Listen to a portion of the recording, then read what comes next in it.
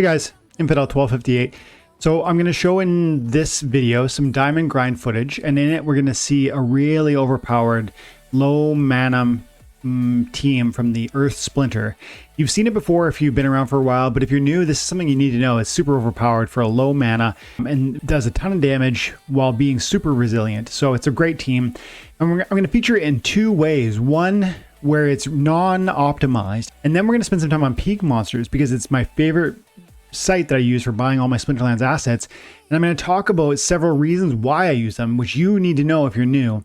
But then we're going to, after we buy the card and we upgrade it, we're going to see how powerful this team that I'm going to show you can be with the right cards, one of them being the Acid Shooter. So if that sounds interesting, stick around, stay tuned, like and subscribe. Have an amazing day. God bless. I do want to use a bunch of little guys. So you know what we're going to do is we're going to go... Yeah, we're going to go green. We're going to use like the Failed Summoner approach. Failed Summoner, Chimera Princess. Just a bunch of these little guys. And then you definitely want to bring out... Oh yeah, Lost Legendaries. This could be interesting because he's got 8 hit points and he's doing a good amount of damage. This could be interesting because he's bringing armor. This could be interesting because of the heal. Can't bring them all. I think we like, you know what? We're going to go like this. Boom. And boom.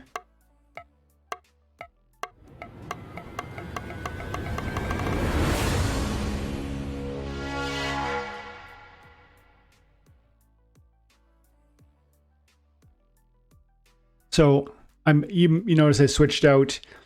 What I did was I tried to bring the best of both worlds. I brought a heal, a triage. I could have brought 2 healers, but I brought the armor from the Tower Griffin, which is going to help everybody. Then I brought Earth Elemental with 3 archery damage and the self heal. So that's always helpful. And this was as opposed to doing like that neutral 2 mana archer and introducing like maybe a secondary healer. I think this was the right play. As I look at my opponent's team, I see that he's doing physical damage, he's doing archery, he's doing mostly physical damage, but then he has 1 magic monster. And so the armor is actually going to be helpful in that it's going to provide, 1 protection from my javelin thrower. And with any luck, we'll get lucky. The blind, if I really thought about what I was doing with the Chaos Agent, and maybe if I wasn't talking so much about in the introduction, I could have brought that spider or whatever it's called, that archer that has the blind, because that would have leaned into what the Chaos Agent is offering. But I don't dislike my chances. I think we've got some hope. I didn't bring an amplify damage, so that's going to be interesting. I don't have the Acid Shooter at the poison level, and therefore that's, a big deal. Those misses are quite critical. Yeah, those misses are quite critical. That I missed his Cockatrice, and it's understandable. His Cockatrice has 7 speed with flight and dodge. But yeah, we're definitely going to lose now. This is my first loss in like 7 matches or something. Of course, as soon as I turn on the camera, we lose it. That's okay. See, I got 1 win, 2, 3, 4 wins in a row. Then there was a draw plus 3 more. So 7 wins and 1 draw over the last 8 matches. And then turn on the camera and we lose 1, but that's okay. I actually quickly want to go over to my favorite marketplace, Peakmonsters. This isn't sponsored by Peakmonsters, but guys, I love this site. This is my one. This is the one that I do use all the time, and you guys know that. But some of you are new. You might not even. You know what's shocking? I talked to Jarvie at Splinterfest. Jarvie is the one who made Peakmonsters. This is a marketplace for selling Splinterlands assets, and I'm about to buy something, so I'm here. But side note, talked to Jarvie this weekend, and he was explaining that there's still a shocking percentage of people that just buy their cards from Splinterlands marketplace. If you're listening to this, guys, do not buy your cards from the Splinterlands marketplace. There's a ton of reasons why you shouldn't do that. And one of which is that you aren't going to get any sort of bonuses back from Splinterlands, but you have opportunities for PKM purchases when you come in here and buy acid shooters, for instance. Like, that's what I'm going to do here. I'm going to go the buy window, and I'm going to go search for acid shooter.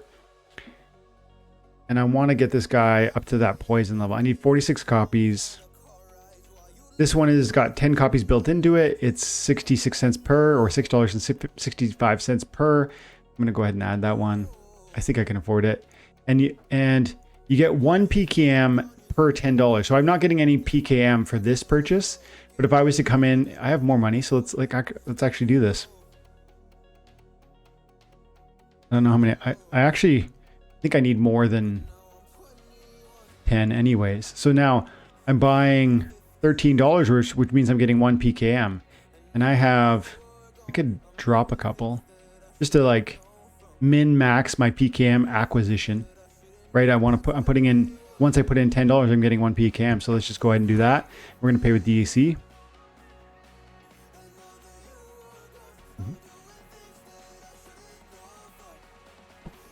Okay. So we get PKM, and then what's PKM do? Well, one thing you can do with PKM is you can actually buy memberships for additional benefits within this Peakmonsters ecosystem. Like there's a bunch of tools in here when you're renting, for instance, you can, or when you're putting up your own cards for rent. No, not that one. We go over here. This is not a PKM video, but I just want this all is necessary as part of the conversation around, hey, I'm going to go buy a card. Where am I going to go? I'm going to Peakmonsters. Okay, why am I using Peakmonsters? Well, because it's objectively better than Splinterlands marketplace. And then how is it better? Well, one thing it does is it gives you PKM tokens. And then what do they do? So it's all just part of the natural progression of that conversation. But for instance, if I wanted to rent cards, are you renting that card? Go rent. And then you get pricing mechanisms. Like I can go ahead and click on this and it's going to auto populate a price for that card. Or if you have a premium subscription to Peakmonsters, you have other options that are going to give you different payouts that are going to, it's going to make this process easy to find a more potent rental price, a more successful, a more higher return for you. Yeah, you could go in and you could price everything you want to rent, but when you get tens of cards, hundreds of cards, thousands of cards, you need this sort of simplification. And set to lowest price or conservative, which are available for everyone, are not as I guess profitable as something like this. And putting you in the 80th percentile of pricing is going to unlock I guess new and even standard, like just having that obvious line in the sand, push button, easy automation. And there's other metrics here too. I don't know what that one is, or 24-hour time frame. And this is one component. The ease of single button rentals is one component of why you would care to use Peakmonsters, and what part of the story for why I use it. If you need more information on that, let me know in the comments, and I'd be happy to do a separate video on why Peakmonsters is better. There's probably 10 reasons why you want to use it over Splinterlands. But I just really wanted to get those cards because that green team we just played with is very powerful, but it actually in large part depends on that this guy, the acid shooter. The acid shooter is really, really pivotal to that play we just tried. That's gonna put me at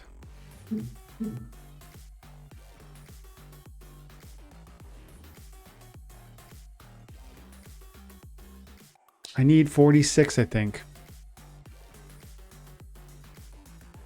So I need 46.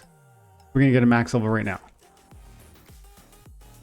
And it's really key that you have this acid shooter at the highest levels because it gets the poison ability at the highest level, which really upsizes the damage output of this card. For 2 mana, the idea that you can get 2 archery damage, 5 hit points, which is like practically, like I would say, that's high for a backline 2 mana monster. That's really, really high. That's putting out damage. Yeah, man, that's high. And then it has, of course, Scattershot, which is a bit funny, but can be desirable, especially if your opponent's dropping that taunt and controlling you and putting you on that pipeline to kind of dictate where you attack. Well, Scattershot circumvents that dictation and allows you to do your own thing and get around to his back line. And then Cripple is taking away a hit point, and Poison's taking away 2.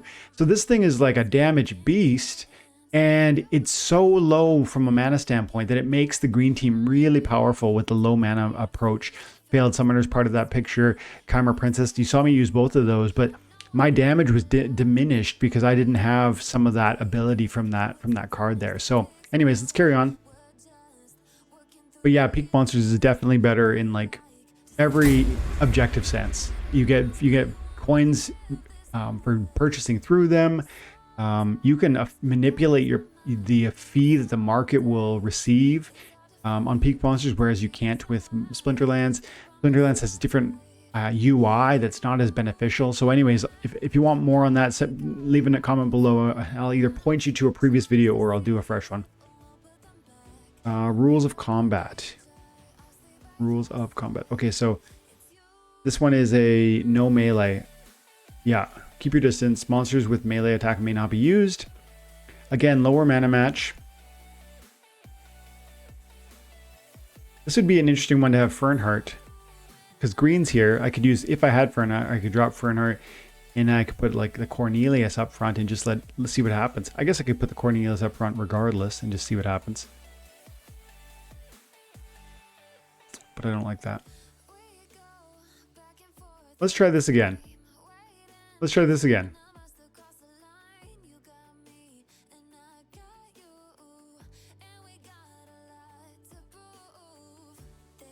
So we bring the Queen Massilia for the armor and the Amplify. The Amplify is really important because the Failed Summoner has Magic Reflect. And then I'm tempted to go Tower Griffin, but you know, we're going to bring a second healer. The Acid Shooter right at the back.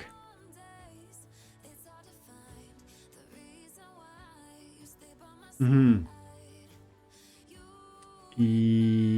that what we want to do? Yep, that's what we want to do. This is a very, very powerful team. Now, my opponent has the benefit of having seen that I literally tried this last battle, but still, this is a very powerful team. This is kind of an alternative version of it, by the way, with the Pellicor Conjurer with the 2 mana cost and the high hit points and the shield, the Magic Reflect, and the Holy Shield, or whatever that's called, Divine Shield. Plus, he's got healers, but his guys are not as high level as mine. I should pull this one out. He's got Amplify damage also. I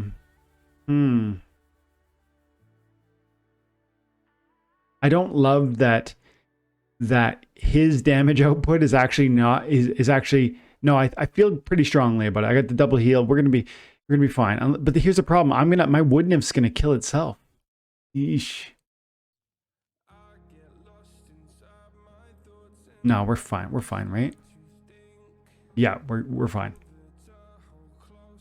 We're fine in part because the Wood Nymph brought strengthen, giving every one of my monsters 1 more hit point. Because you see how red they already are after the first round of fire. And you see what the Acid Shooter pulled there. It's just dropping bombs, right? Yeah, we're good. It's a very strong team. And it's so low mana. You can play it very, very often. You can play it in the rule set that keep your distance. You can play it, frankly, in any rule set. It almost doesn't matter. It really is that power. It really is more of a question of if it's a low mana match, it's very strong because it's got so much damage output, so much sustainability, so much nerfing for your opponent, and it allows your opponent to even kill themselves with the Magic Reflect and the Amplify. It's a very powerful play. I've been meaning to get that Acid Shooter for a long time for that reason, because that one beats me all the time. And in fact, that play was actually one of the game-winning plays. I can't remember if it was game-winning, but it was pivotal in the Champion League of the Splinterfest tournament. I saw that played at least one time on the screen, or some variation of it. Okay, Blast with 14 mana. That's pretty well.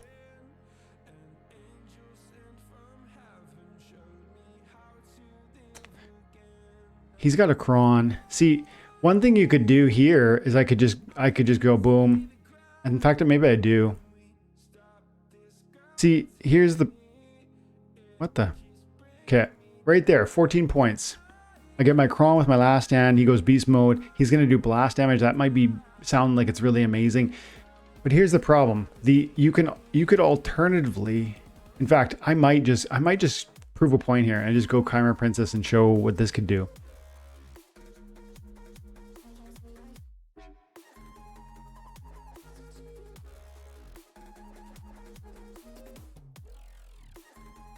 You need the amplify damage.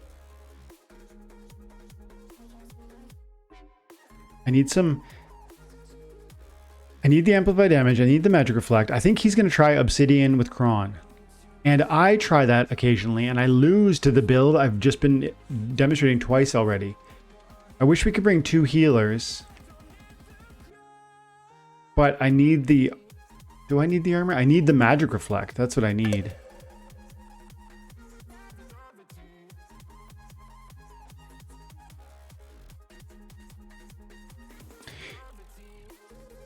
Okay, he's going thorns. Yeah, I bet he tries exactly what I'm trying, only he's not abusing obsidian. Not exactly what I've done. But he's got his field summoner out there. He's got his own meat shield happening. Now his opportunity monsters are going to be annoying, but my armor is actually going to pay dividends here. Unless he dodges me through his phase, I think we're probably fine.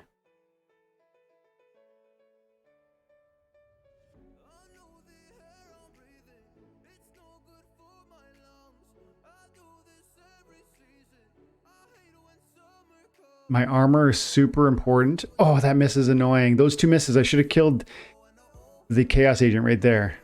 And we didn't. That's great. Poison damage. That's great too. They can't... Okay.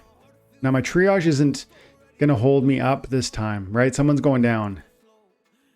Oh, I'm glad we killed that. There we go. Killing that melee damager created an opportunity for me to live through that round. Because I brought their melee down from 2 to 1. Yeah, man. See, it's working. We got this one. This is absolutely nasty. And it shouldn't be. If you're new to this game, this play is surprising to you. If you've been here, you've seen this a million times.